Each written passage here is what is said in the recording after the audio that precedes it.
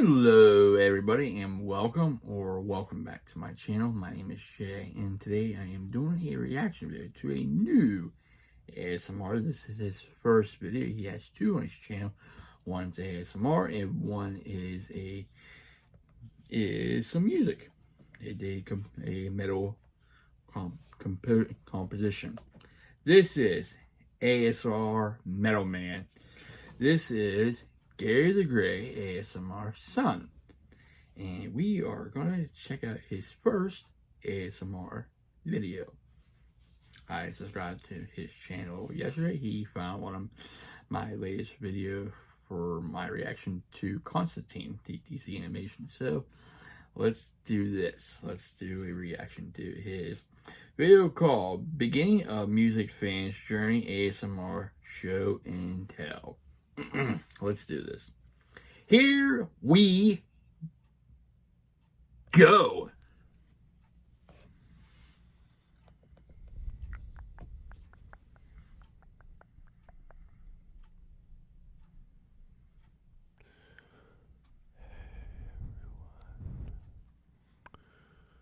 This is the I have no idea what the fuck to call my channel. So you can just call me the neckbeard who has too much hair on his neck. No. So too much weight on his thighs. No. Sorry for laughing and being all noisy and shit. I'm trying not to be childish, but here we go. This is mainly going to be a metal themed channel, so.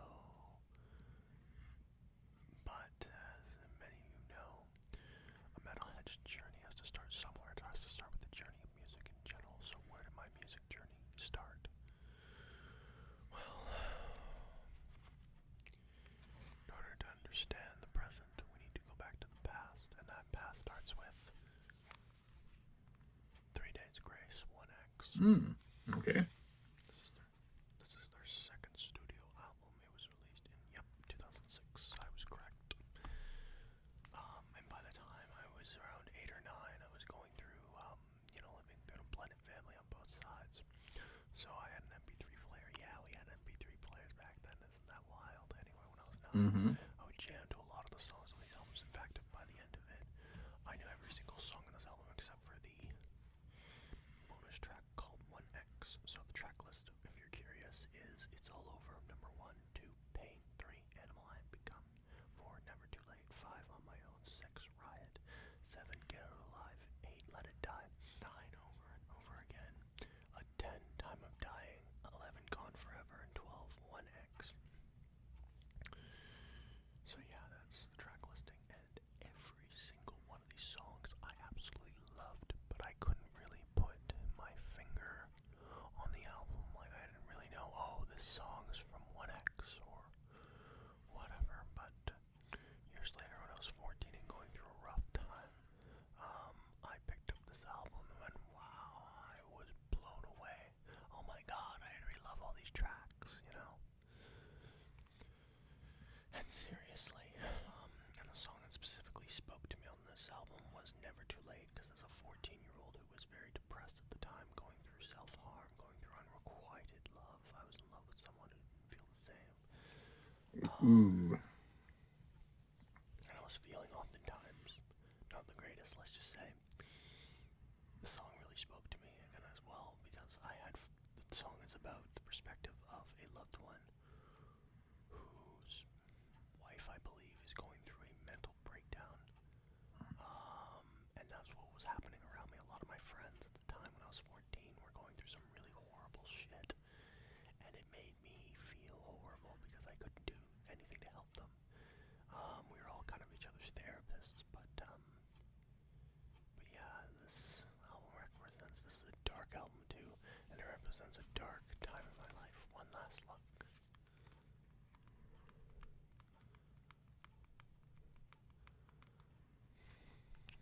Amazing album. My god. And second band, this is a set of albums we're going to look at today. The first is Dookie by Green Day and American Idiot by Green Day. Okay. Surprising that a metalhead would be interested in this. You know, you might go,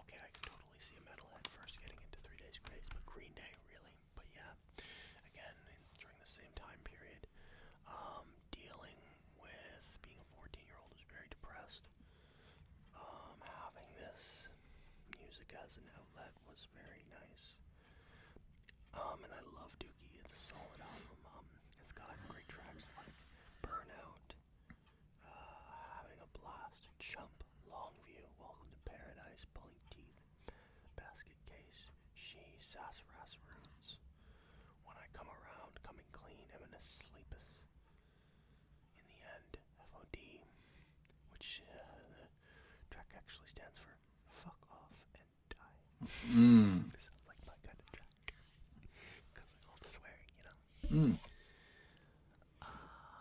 And yeah. Oh, overall great album, but the album that truly blew me away was American Idiot by Green Day.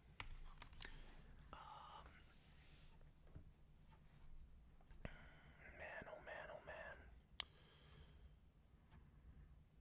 As an angsty teenager who didn't want to listen to their parents, and that's pretty much, this is a rock opera, and that pretty much tells that story of St. Jimmy who eventually decides to peace out from his house because he's tired of living there, tired of the negativity, so just carves out his own path. I think a lot of younger people really related to this kind of thing, and that's why the album, I believe, went diamond. I believe it went to sell 10 million copies, but I could be wrong. Definitely sold a lot, though, and for good reason. And you know, and there's an old saying, just because some music is commercial doesn't automatically mean that it's bad. We need to get out of that stupid mentality in the metal community. Stop being so narrow-minded, in my opinion, of course. Thank you. Because you are missing out on some fantastic music, and even if it's not your thing, just give it a whirl. Anyway, yeah, just another album that I listened to during an extremely dark time. There's a lot of darkness in this album. A lot of melancholic sadness underneath it all.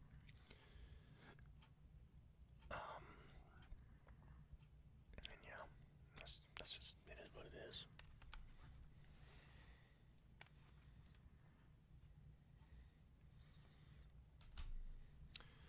And this last set of albums, this might make metalheads in the community, make the metal purists get really mad, but I love making people mad, so yeah, let's go. Let's do it.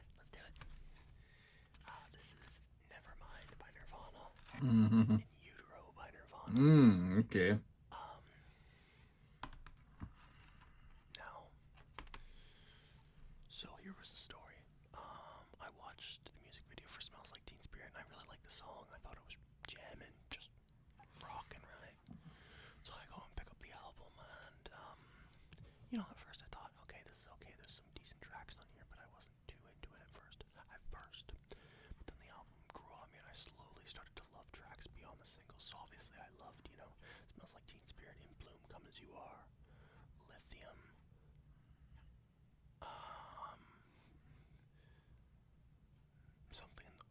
Something in the Way was a more obscure track that I really liked because of how dark it was. You know, as someone who's going to become a metalhead, that makes sense.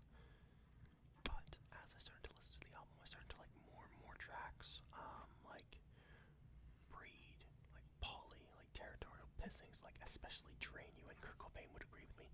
That was his favorite song to perform live, if I'm not mistaken. And yeah, and this album is real polished, and it sold extremely well. And again, some of them Nirvana purists are gonna be like, oh well, it's not good because it's too clean to produce so well. My counter argument to that is, according to Kurt Cobain's own admission, he put his best songs on here because he wanted it to be like the albums that he loved, where he loved all the songs on it. So he said, okay, I gotta get my shit together, put the best songs on, and that's what he did.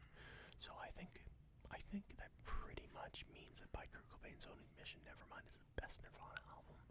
I don't know, feel free to debate in the comments. And then you have In Utero. No debate for me. At the time, it took me a lot of time to get into this. Aside from like the singles, or two songs that I really liked on this album called Heart Shaped Box and Rape Me. God, this video is gonna need a trigger warning, I guess. Oh, and all apologies, I really like that song as well. Aside from those three, I had a really hard time getting into this album.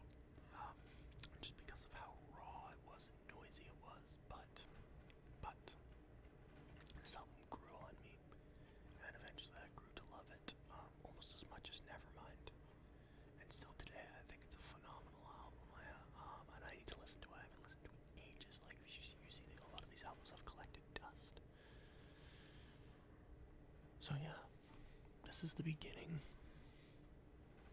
of a metalhead's journey. This is saying today I listen to black metal, and I don't listen to this music very often, but I still have a great respect for what they did. Like Green Day and Nirvana basically made me pick up guitar and learn. Wasn't very good at it at the time because I wasn't very dedicated and I was just a beginner. But they still made me pick up an instrument, which I decided to pick up back again years later, and I owe that to them. So yeah. Ever want to know where a black metal fan started out as? Look at these albums. and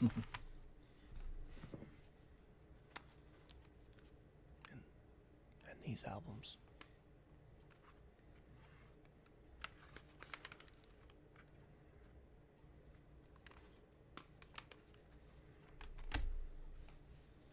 And yeah, like I said, this was a very dark time for me, so I'm very glad that I had this music to be there for me. You know, I know it sounds kind of troubling. Music saved my life, and I do think that's a bit of an exaggeration, but like, music definitely didn't hurt my life, though, that's for sure. It was definitely a positive in a dark time, so there's that. And yeah, this is my first video, so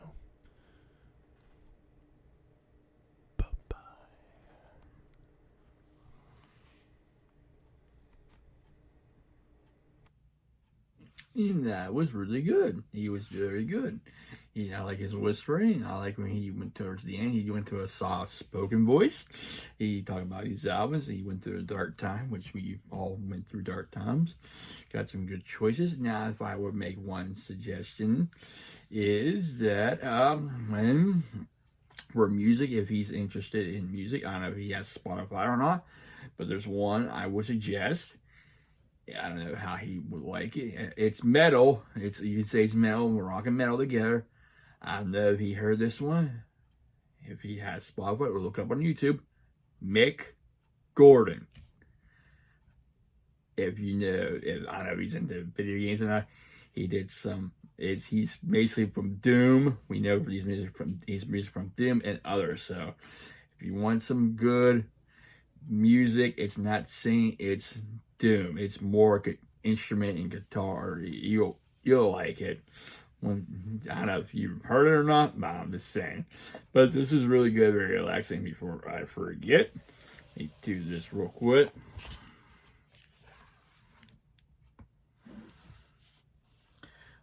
I don't know if you can see, but if you can see right there at the bottom, right there, I hit the like button. So there you go. Yeah, I'll put the link to his channel below the description box so you can go subscribe to him. Hope he has more videos coming out soon. So that was really good, very relaxing. He was really good. I could say just watch the swearing, just in case. You know with YouTube how they are. Just saying, but it is what it is. But I just give you a heads up.